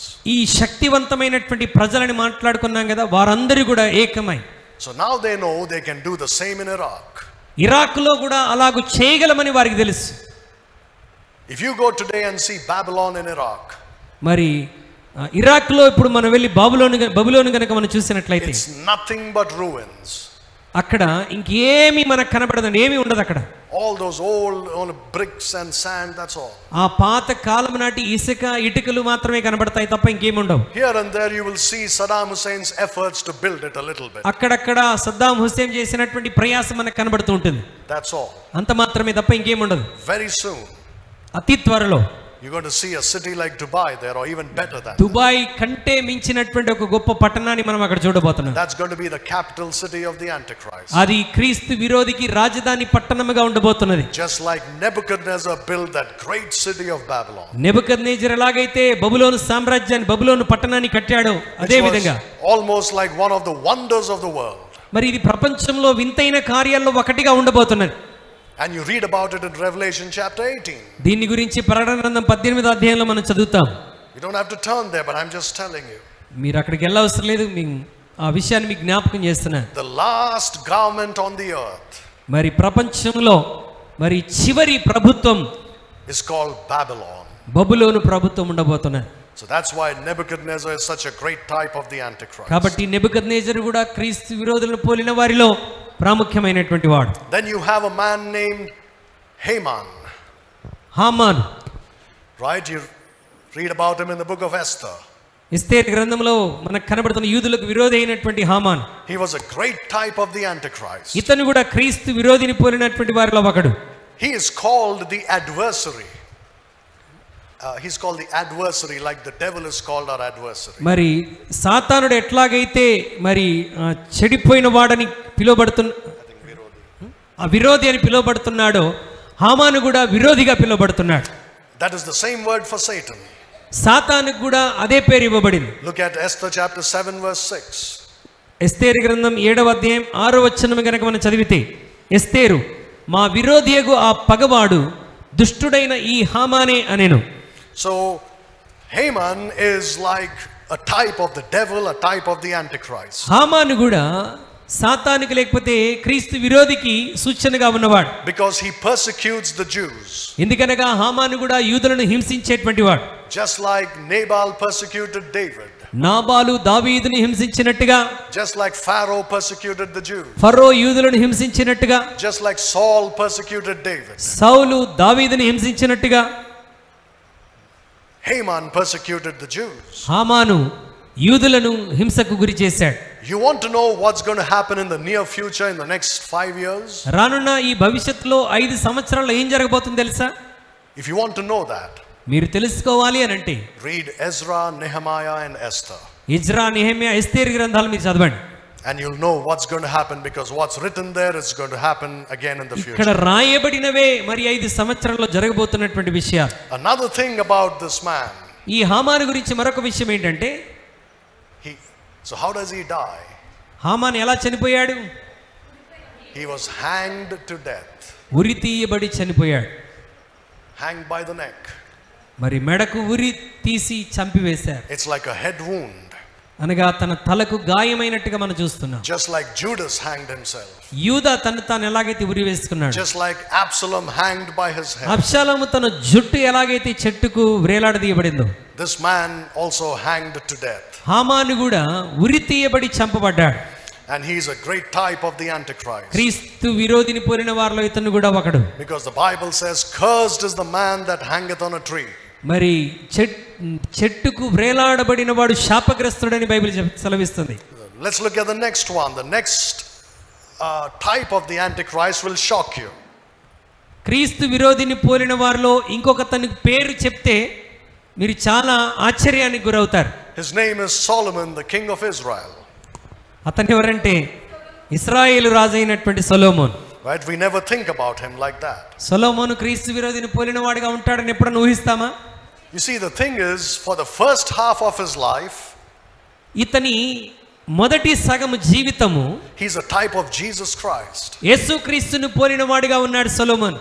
But the next half of his life, అతని జీవితంలో రెండవ సగ భాగము he is a type of the Antichrist. క్రీస్తు విరోధిని పోలిన వాడిగా ఉన్నాడు. You know what the number of Solomon is? సొలొమోను యొక్క సంఖ్య ఏంటో తెలుసా? 666. 666. Now look at 2 Chronicles chapter 9 and verse 13. There you రెండవ have the number. దినవృత్తాంతముల గ్రంథం Chapter 9 verse 13. 9వ అధ్యాయం 13వ వచనాన్ని మనం చూద్దాం. గంధవర్గములు అమ్ము వర్తకులను ఇతర వర్తకులను కొనివచ్చు బంగారము గాక సొలొమోనునకు ఏటేటా వచ్చు బంగారము 1332 మనుగుల ఎత్తు. I don't know what that number is. It says in the King James Bible, king James బైబిల్లో ఇక్కడ చెప్పబడిన సంఖ్య ఏంటంటే 660 666 and 6. 666 666 అన్నటువంటి సంఖ్య. talents of gold. Talents of gold. అన్ని తలాంతులు కలిగినటువంటి బంగారం. You see, the thing is, God already warned the kings of Israel not to amass gold. God already warned the kings of Israel దేవుడు ఇశ్రాయేలు ప్రజలను ఎప్పుడో ఆయన హెచ్చరిక చేశాడు that they should not hoard up gold for themselves. మరి వారు బంగారమును మరి కలిగి ఉండకూడదని చెప్పాడు. He said, don't hoard up horses for yourself. మరి మీ కొరకు వాటిని మీరు అధికముగా కలిగి ఉండవద్దని చెప్పాడు. You know, horses also, horses. గుర్రములను కూడా మీరు కలిగి ఉండవద్దు. That's exactly what Solomon did. సొలొమోను చేసినటువంటిది అదే. He had gold so much that it could not be counted. బంగారమును చాలా అధికముగా సమకూర్చుకున్నాడు. And he had the best horses in the world. ప్రపంచంలోనే అద్భుతమైనటువంటి గుర్రాలను సేకరించాడు. And you see, on his throne, అతని సింహాసనం మీద there were 6 steps. 6 అడుగులు కనబడతాయి. And there were 6 lions on one side and 6 lions on the other side. కుడి వైపున ఎడమ వైపున 6 సింహములు ఉంటాయి. There you have 6, 6, 6 again. మరలా అక్కడ కూడా 6 కనబడుతుంది. So as king of Israel in the first part of his life, he's a type of Christ. సొలొమోను యొక్క జీవితంలో మొదటి సగ జీవితం ఇశ్రాయేలుకు రాజుగా అద్భుతంగా కనబడుతుంది. క్రీస్తును పోలిన వాడుగా ఉన్నాడు. But from verse 14 onwards he becomes the antichrist type. కానీ 14వ వచనం నుండి 9వ అధ్యాయం 14వ వచనం నుండి క్రీస్తు విరోధిని పోలిన వాడుగా ఉంటున్నాడు. You see the number 13 again? మరలా అక్కడ 13 అన్న సంఖ్యను చూసారా? Always let your minds be alert when you read the number 13. మనం 13 అన్న సంఖ్యను చదువుతున్న ప్రతిసారి చాలా జాగ్రత్తగా ఉండాలి. He changes just as the antichrist changes in the middle of the tribulation. శ్రమల కాలం మధ్యలో క్రీస్తు విరోధి ఎలాగైతే మారిపోతాడో సొలొమోను కూడా తన సగ జీవితం తర్వాత వెంటనే మారిపోయాడు. Right, he married many women. God said don't marry many women. దేవుడు అన్నాడు అనేకులను వివాహం చేసుకోవద్దంటే సొలొమోను వెళ్ళి అనేక మందిని వివాహం చేసుకున్నాడు. And he broke God's covenant just like the antichrist breaks his covenant. క్రీస్తు విరోధి దేవుని యొక్క నిబంధన ఎలాగైతే త్రోసిపుచ్చుతాడో సొలొమోను కూడా దేవుని నిబంధనను త్రోసివేశాడు. You see, we can go on studying all these types and there is so much. ఇలాగూ సొలొమోను జీవితాన్ని కూడా క్రీస్తు విరోధిని పోలి అనేకమైన సంగతులు మనం తెలుసుకొనవచ్చు. But the next one is King Herod. We have already seen about him. మరి తర్వాత క్రీస్తు విరోధిని పోలిన వారిలో మరొకడు రాజైన హెరోదు. మనం ఇంతకు ముందే చూసాం. Right, this is in the New Testament. క్రొత్త నిబంధనలో ఇతను మనకు కనబడతాడు. Well, he lived also during the times of the Old Testament. The first Herod. మరి పాత నిబంధన కాలం The first Herod మొట్టమొదటి హెరోదు lived in Old Testament times at the birth of Christ. మరి పాత నిబంధన కాలంలో నుండి క్రీస్తు పుట్టుక వరకు కొనసాగాడు. But this is another Herod. ఇక్కడ మనం అపోస్తల కార్యంలో చదివినటువంటి హెరోదు మరొక హెరోదు. We have already seen Acts 12. మరి 12వ అధ్యాయంలో మనం ఇందాక చూసాం. He tried to imitate the voice of God. అతను దేవుని యొక్క స్వరాన్ని ఇమిటేట్ చేయడానికి ప్రయత్నం చేశాడు. And he's killed for not giving glory to God. దేవుణ్ణి మహిమపరచనందున వాడు అక్కడే పురుగులు పడి చనిపోయాడు. So you have 17 types of the antichrist. ఇప్పటి వరకు 17 మంది క్రీస్తు విరోధిని పోలినటువంటి మనుషులు మనం చూసాం. The first one is Cain. మొట్టమొదటిది మరి కయీన్. But one of the greatest ones in the Old Testament is Nimrod. మరి క్రీస్తు విరోధిని పోలిన వారిలో ప్రాముఖ్యమైన వాడుగా నిమ్రోద్ కనబడుతున్నాడు. Among all these, Nimrod is the biggest one. ఈ 17 మందిలో చాలా గొప్పగా క్రీస్తు విరోధిని పోలిన వాడు Nimrod. That's in the Old Testament. అది పాత నిబంధనలో. But when you come to the New Testament, క్రొత్త నిబంధనలోనికి మనం వస్తే you have one man who is maybe more of a type of the antichrist than Nimrod. మరి నిమ్రోదు వలె క్రీస్తు విరోధిని పోలినటువంటి అనేకమైన లక్షణాలు కలిగిన వాడు. His name was Judas Iscariot. ఇస్కరియోతు యూదా. How many of you have studied the Bible about Judas Iscariot? మనం ఎన్నోసార్లు మనం ఇస్కరియోతు యూదాని గురించి మనం చదివి ఉంటాం. But have you made the connection between him and the antichrist? క్రీస్తు విరోధికి ఇతన్ని పోల్చి మనం ఎప్పుడైతే కనెక్ట్ చేసి మాట్లాడుకున్నామా? లేదండి. He is against the Lord Jesus Christ. యేసుక్రీస్తు వారికి విరుద్ధముగా ఉన్నటువంటి వాడు. He betrayed Jesus Christ. యేసుక్రీస్తుని ఆయన తిరస్కరించాడు. Now you see, he comes like as if he's also a believer. ఇతను కూడా ఒక విశ్వాసి అన్నట్టుగానే యేసుక్రీస్తు మందలో చేరాడు. He is a disciple of Christ. యేసుక్రీస్తు 12 శిష్యుల్లో ఒకడిగా ఉన్నాడు. And he goes everywhere with Jesus Christ for 3.5 years. యేసుక్రీస్తుతో పాటు 3.5 సంవత్సరాలు యేసయ్య ఎక్కడికి వెళ్తే అక్కడికి వెళ్ళాడు పరిచర్యలో. What is his name? I already told you. అతని పేరేంటి? Judas Iscariot. మరి ఇస్కరియోతు యూదా. Judas means Judah, just like the son of Jacob is called Judah. మరి యూదా అనగా యాకోబు కుమారుల్లో ఒకటిగా పిలువబడుతున్నటువంటి వాడు యూదా. So it looks like he is half Jew. ఇతను సగము యూదుడుగాను and half of Kerioth. సగము కెరియోతు దేశానికి చెందినవాడుగాను ఉన్నాడు. There itself you have a type of the antichrist. మరి అక్కడే మనకి క్రీస్తు విరోధికి పోలినటువంటి సూచనలు కనబడుతున్నాయి. Because the antichrist will have Jewish blood. ఎందుకనగా క్రీస్తు విరోధికి కూడా యూదుల రక్తం ఉంటుంది. And he will also be an Assyrian. అతను అస్సిరియా నుండి వచ్చినటువంటి వాడుగా ఉంటాడు. That means he is half Shem and half Ham. సగము షేము సగము హాము సంతతికి చెందినవాడు. And he will be half Ham like Nimrod was from Ham. నిమ్రోదు కూడా సగం హాము సంతతికి చెందినవాడిగా ఉన్నటువంటి వాడు. So you have this man called Judas Iscariot. కాబట్టి 18వ వాడు ఇస్కరియోతు యూదా. He is a half-breed Hamitic Jew.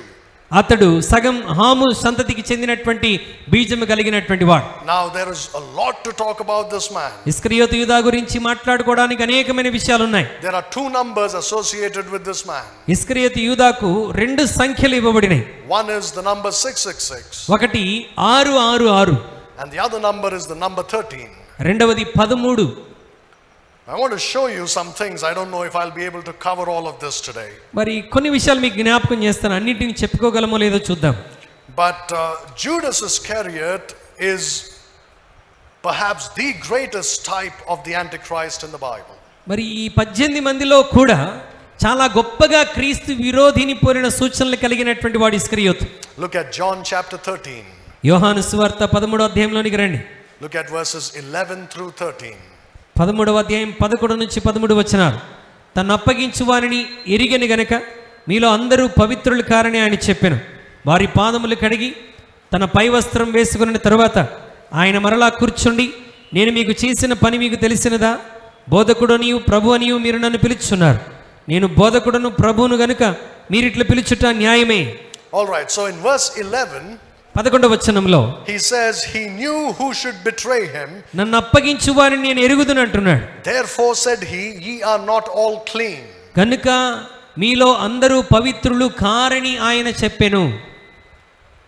Remember the conversation Jesus had. యేసుక్రీస్తు ప్రభువారు వారితో మాట్లాడుతున్నటువంటి ఆ సంభాషణ గమనించండి. He came and he sat down, he wanted to wash their feet. వారందరూ వచ్చి కూర్చున్నప్పుడు యేసుక్రీస్తు ప్రభువారు వారి పాదములు కడగాలని సిద్ధపడ్డాడు. What does Peter say? పేతురు ఏమని చెప్పాడు? Lord, you ప్రభువా, cannot wash my feet. నా పాదములు నీవు తాకటానికి వీల్లేదన్నాడు. What does Jesus say? యేసు ప్రభువారు ఏమన్నాడు? If I don't wash your feet, I have nothing to do with it. నేను నిన్ను కడగని యెడల నాతో నీకు పాలు లేదని చెప్పాడు. Then what does Peter say? అప్పుడు పేతురు ఏమని చెప్పాడు? He says, don't wash my feet only, wash my whole body. ప్రభువా, నా పాదములు మాత్రమే కాక నా చేతులు నా తల కూడా కడుగుమని చెప్పాడు. What does Jesus say? యేసు ప్రభువారు జవాబు ఏమని చెప్పాడు? He says, if you're already washed, స్నానం చేసిన వాడు doesn't have to bathe again. స్నానం చేసిన వాడు పాదములు తప్ప మరేమీ కడుక్కోనక్కర్లేదు. We know the application, we can apply it to our own lives. దానికి మనం ఏ విధంగా అన్వయించుకోవాలో మనకు తెలుసు. We are already saved. మనం రక్షించబడ్డాము. Now we only need to be sanctified. Our legs have to be clean. మనము పరిశుద్ధపరచబడాలి, మన పాదములు కడగబడాలని మనం తెలుసుకుంటున్నాం. Because we are already bathed. ఎందుకంటే మనం ఎప్పుడో యేసే రక్తంలో స్నానం చేయబడ్డాం. But you see, he says, not all of you are clean. అయితే మీలో అందరూ పవిత్రులు కాదు. That means Judas Iscariot had not taken a bath. అనగా దాని అర్థం ఏంటంటే ఇస్కరియోతు యూదా ఈ మిగతా వారందరూ స్నానం చేసినట్లుగా ఆయన స్నానం చేయలేదని అర్థం. In other words, he was not a saved man. ఇంకో మాటలో చెప్పాలంటే అతను రక్షించబడిన వాడు కాదు. He was an unsaved man. అతను రక్షణ లేని వాడు. Look at verse 10. 10వ వచనం. యేసు అతన్ని చూచి, స్నానం చేసిన వాడు పాదములు తప్ప మరేమీ కడుక్కొనక్కర్లేదు, అతడు కేవలం పవిత్రుడయ్యను. He was not washed. అతను స్నానం చేయబడిన వాడు కాదు. You see, in this context from verse 10, he's talking about Judas Iscariot. 10వ వచనం నుండి యేసుక్రీస్తు ప్రభువారు ఇక్కడ ఇస్కరియోతును గురించి మాట్లాడుతున్నాడు.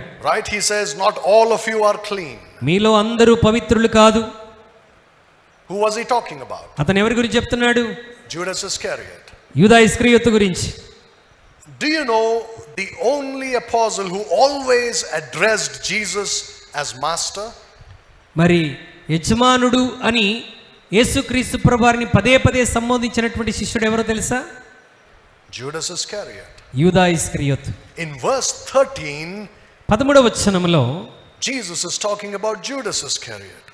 ఇస్కరియోతు యూదాను గురించి ప్రభు మాట్లాడుతున్నాడు. You call me master. మీరు నన్ను ప్రభు అని పిలుస్తున్నారు. Judas used to call him master. ఇస్కరియోతు యూదా కూడా అతన్ని బోధకుడు అని ప్రభు అని పిలిచేవాడు. There you have the number 13 again. అక్కడ మరలా 13 సంఖ్య మనకు కనబడుతున్నది. It was Judas who called him master. ఇది ఇస్కరియోతు యూదా ప్రభుని అలాగ పిలుస్తూ ఉన్నాడు. Which chapter is this? ఏ అధ్యాయం ఇది? 13th chapter. యోహాను 13వ అధ్యాయం. Right? ఏ వచనం? 13వ వచనం. You know how many words are there in that in the English? 13 words. 13 పదాలు. In chapter 30, verse 13, there are 13 words. 13వ వచనంలో 13 పదాలు మనకు కనబడతాయి. And you know how many letters are there? ఎన్ని అక్షరాలు ఉన్నాయి తెలుసా? 39. 39 39 is 13 into 3. 39 is 13 into 3. 39 అనగా 13 into 3. Everything about Judas has to do with the number 13. మరి ఇస్కరియోతు యూదాకు సంబంధించినటువంటి పదము 13. You know how many people are there in this room when Jesus and his disciples were having the last supper? యేసుక్రీస్తు ప్రభువారు ఆయన శిష్యులు ఆ గదిలో చివరి రాత్రి భోజనం చేస్తున్నప్పుడు మొత్తం ఎంత మంది ఉన్నారు? 13. 13 మంది ఉన్నారు. Jesus is the first. యేసుక్రీస్తు మొదటివాడు. Who is the last name always among the disciples? ఈ శిష్యుల్లో చివరి పేరు ఎవరిది వస్తుంది? Judas Iscariot. 13th man. 13వ వాడు. You know who was 13th from Adam? ఆదాము నుండి 13వ వాడు ఎవరో తెలుసా? Nimrod. Nimrod. The number 13 in the 13 Bible సంఖ్య has meaning to it. చాలా గొప్ప అర్థం కలిగినటువంటిది. I'll show you some more examples. Look at Proverbs chapter 13 and verse 13. సామెతల గ్రంథం 13 ఒకసారి చూడండి. సామెతల గ్రంథం 13వ అధ్యాయం 13వ వచనం. ఆజ్ఞను తిరస్కరించువాడు అందువలన శిక్ష నొందును, ఆజ్ఞ విషయమై భయభక్తులు గలవాడు లాభం పొందును. You see this? The number 13 stands for rebellion. 13 అన్న సంఖ్య తిరస్కారానికి, తిరుగుబాటుకి సూచనగా ఉన్నది. Rebellion against what? మరి తిరస్కారం దేనికి వ్యతిరేకంగా? తిరస్కారం, తిరుగుబాటు. The word of God. దేవుని ఆజ్ఞకు. What do you read in Proverbs 13:13? 13:13లో ఏం చదువుతున్నాం? ఆజ్ఞను తిరస్కరించువాడు. You see that? That's rebellion against God's word. అది దేవుని మాటకు తిరుగుబాటు చేయటం. You know the meaning, one of the meanings of the name of Nimrod? Nimrod యొక్క పేరుకు అర్థాల్లో ఒక అర్థం ఏంటో తెలుసా? The rebel. తిరుగుబాటు. And he is the 13th from Adam. అతను కూడా ఆదాము నుండి 13వ వాడు. What do you read in John chapter 13? యోహాను సువార్త 13వ అధ్యాయంలో మనం ఏం చదువుతున్నాం? Judas betrayed Jesus Christ. యేసుక్రీస్తును మరి ఇస్కరియోతు యూదా తిరుగుబాటు చేశాడు, తిరస్కారం చేశాడు. You know in Revelation 17 you have the harlot, the prostitute. మరి ప్రకటన గ్రంథం 17వ అధ్యాయంలో వేశ్యను మనం అక్కడ చూస్తాం. Right, in Revelation 17:5. మరి 17వ అధ్యాయం 5వ వచనంలో అక్కడ ఒక వేశ్యను మనం చూస్తాం. You know how many words are there in the description given to this harlot? ఈ యొక్క వేశ్య కొరకు ఇవ్వబడినటువంటి వివరణలో ఎన్ని పదాలు ఉన్నాయో తెలుసా? In the English Bible? అక్కడ బైబిల్లో, in the English Bible? English బైబిల్లో 13 words. 13 పదాలు. You think this is a coincidence? ఇదేదో కోఇన్సిడెంట్ గా అలా జరిగిపోతుంది అనుకుంటున్నారా? Or God put it there? దేవుడే దానిని రాయించాడా? You know what the Bible says? Bible ఏమంటుంది తెలుసా? All scripture is given by inspiration of God. ప్రతి లేఖనము దైవావేశం వలన మనకి ఇవ్వబడినటువంటిది. You know what Jesus said? యేసుక్రీస్తు ప్రభువు ఏమన్నాడు తెలుసా? Man shall not live by bread alone but by every word that proceeds out of the మనుషుడు mouth రొట్టె of వలన God. మాత్రమే కాదు గాని దేవుని నోట నుండి వచ్చు ప్రతి మాట వలన. Every word was given by God. ప్రతి మాట దేవుని వలన ఇవ్వబడినది. He put it there. ఆయనే పెట్టాడు. It's for us to know it and understand it. మరి ఈ యొక్క వచనం మనం గ్రహించి అర్థం చేసుకోవడానికి దేవుడే పెట్టాడు. You know, unfortunately in our Indian languages, మన భారతదేశపు భాషలో there is no proper word for the word dragon. Dragon అన్నటువంటి మాటకు సరైనటువంటి పదము లేదు. But in the Telugu Bible it's called, what is dragon called? మృగం. Yeah, I think ఘటసర్పం. yeah. It's a big snake. ఘటసర్పం. You know how many times the word dragon is used in the King James Bible? King James బైబిల్లో ఘటసర్పం అన్న మాట ఎన్నిసార్లు వాడబడింది తెలుసా? 13 times. 13 సార్లు. You think that's a coincidence? అదేదో coincident గా అలా రాసి పెట్టాడు దేవుడు అనుకుంటున్నారా? No, the number 13 has meaning there. మరి 13 అన్న సంఖ్యకి చాలా అర్థం ఉన్నది. It stands for rebellion against God and His word. దేవునికి దేవుని ఆజ్ఞలకు తిరస్కారముగా నిలబడినటువంటిది. Do you know what Galatians chapter 3 verse 13 says? గలతీయులకు రాసిన పత్రిక 3:13 ఏమి తెలియజేస్తుంది తెలుసా? You know what it says in verse 13? గలతీయులకు రాసిన పత్రిక 3వ అధ్యాయం 13వ వచనం అక్కడ ఏమని రాయబడి ఉన్నది? ఆత్మను గూర్చిన వాగ్దానం విశ్వాసం వలన మనకు లభించినట్లు. No, chapter 3 verse 13 Galatians. మ్రాను మీద వ్రేలాడిన ప్రతివాడును శాపగ్రస్తుడని వ్రాయబడి ఉన్నది. Curse. శాపమని వ్రాయబడి ఉన్నది. There's a curse associated with the number 13. 13వ వచనం మరి శాపముతో కూడినటువంటి వచనం.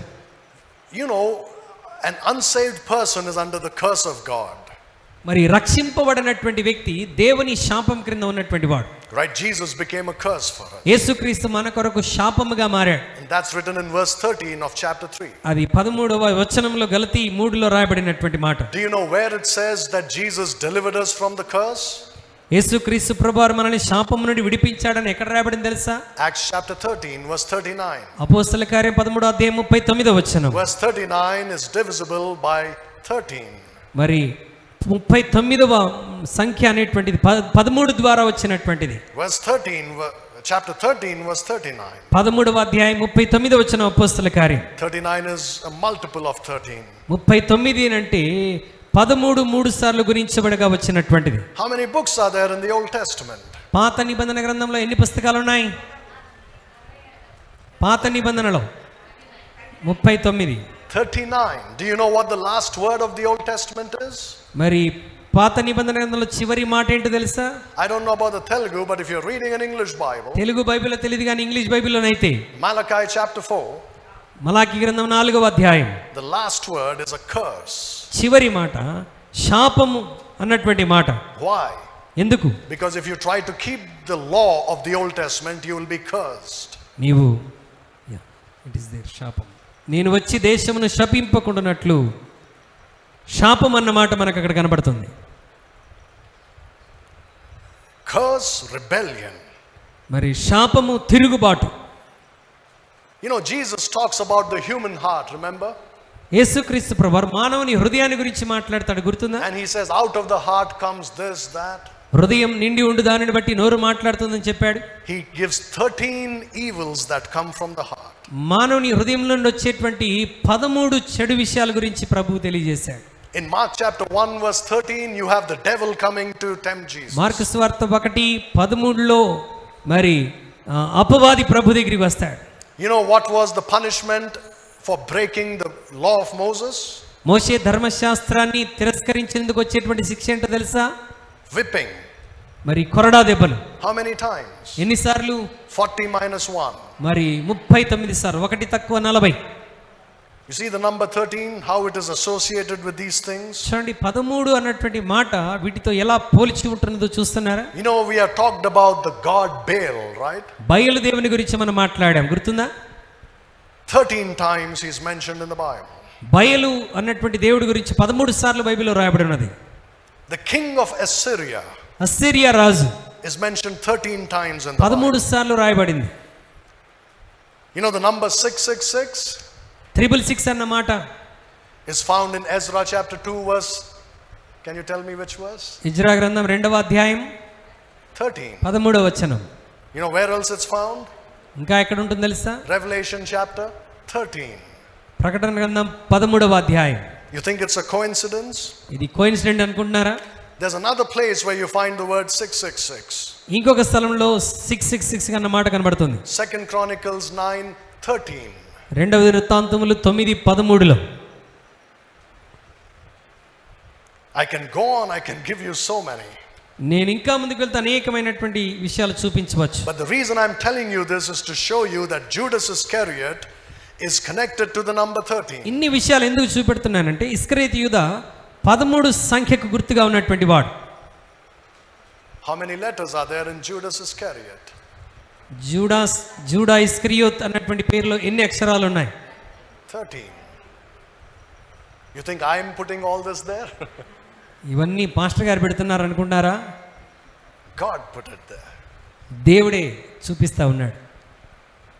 this is how you should learn the Bible, because Jesus said, man shall not live by bread alone but by every word. ఈ విధంగా బైబిల్ని మనం నేర్చుకోవాలి. ఎందుకంటే ప్రభు చెప్పాడు, మనుషుడు రొట్టె వలన కాదు దేవుని నోట నుండి వచ్చే ప్రతి మాట. Now let me show you something about Judas Iscariot. ఇస్కరియోతు గురించి ఒక విషయాన్ని మీకు చూపిస్తాను. Now I don't know, whenever I say something that's going to be very big, I'm afraid what it says in the Telugu, it will be very different. మరి నేను ఏదైనా ఒక పెద్ద విషయాన్ని చెప్తున్నప్పుడు మరి ఇంగ్లీష్ బైబిల్లో ఒక మాటని తీసుకున్నప్పుడు తెలుగు బైబిల్ ఎలా ఉందో అని నేను చూస్తా ఉన్నాను. Right, so sometimes it's very different, but let's read John chapter 6. 6వ అధ్యాయం, యోహాను సువార్త 6వ అధ్యాయం, verses 70 and 71, the last two verses. యోహాను సువార్త 6వ అధ్యాయం 70-71 వచనాలు. అందుకు యేసు, నేను మిమ్మల్ని 12 ఏర్పరచుకొనలేదా? మీలో ఒకడు సాతాను అని వారితో చెప్పాను. సీమోను, ఇస్కరియోతు కుమారుడైనటువంటి యూదా 12 మందిలో ఒకడై ఉండి ఆయన అప్పగింపబోచుండెను గనుక వానిని గురించి ఆయన ఈ మాట చెప్పాను. Did you ever read these words before? ఈ వచనాలు ఎప్పుడైనా మీరు ఇంతకుముందు చదివారా? One of you is a devil. మీలో ఒకడు సాతాను అని వారితో చెప్పాను. Now in the King James Bible it says a devil. King James బైబిల్లో ఏ డెవిల్, ఒక సాతాను అని ఉంటుంది. What is the word for devil in Telugu?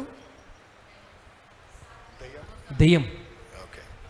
And then you have the devil. దెయ్యము, సాతాను. Right? If you know English, you know that a and the, they have very specific ఏకి meanings. దీకి వ్యత్యాసం మీకు తెలుసు కదా. ఏ అంటే ఇంకా ఉన్నాయి, Yeah. అనేకుల్లో ఒకటి అని. The means the ante the only one. ఇంకా ఒకటే. Now the Telugu is not correct there, I'm sorry to say, because it calls him Satan. మరి తెలుగు బైబిల్లో ఇక్కడ నేరుగా సాతాను అన్నటువంటి మాట వాడేశారు. He is not Satan, అతను సాతాను కాదు కానీ but he is a devil. అతను ఒక దెయ్యము. What does that mean? దెయ్యం అనగా అర్థం ఏంటి? Christians think there is only one devil. క్రైస్తవులు అనుకుంటారు ఒకే ఒక దెయ్యం ఉంది అనుకుంటారు. Right, and that is Satan. అది సాతాను అని అనుకుంటాం.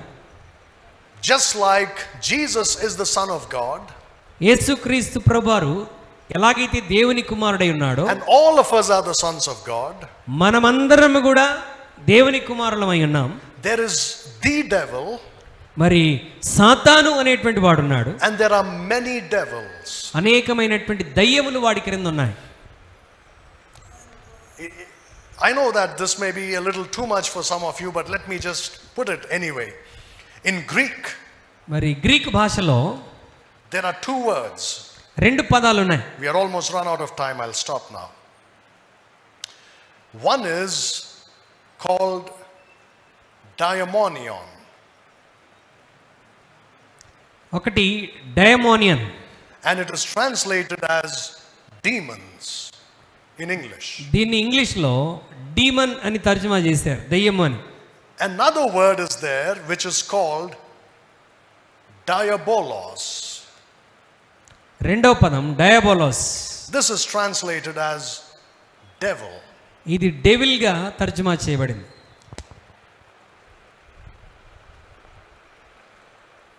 Now I don't have the time to get into the details. The Lord willing, maybe next time I'll talk to you about what these devils are, what these demons are, and what Judas Iscariot was.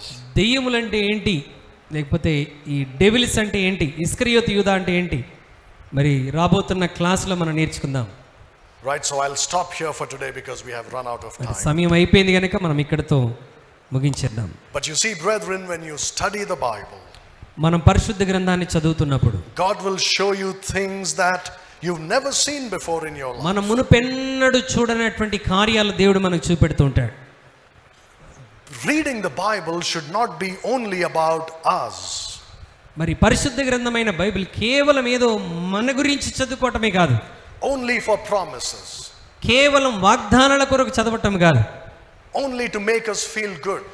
లేదంటే దేవుని వాక్యం చదువుతుంటే మనకు చాలా మంచిగా అనిపిస్తుంది అని అనుకోవడానికి చదవటం కాదు. We should read the Bible from cover to cover. మనం ఆరంభం నుండి చివరి వరకు మనం ఖచ్చితంగా క్రమశిక్షణగా చదవాలి.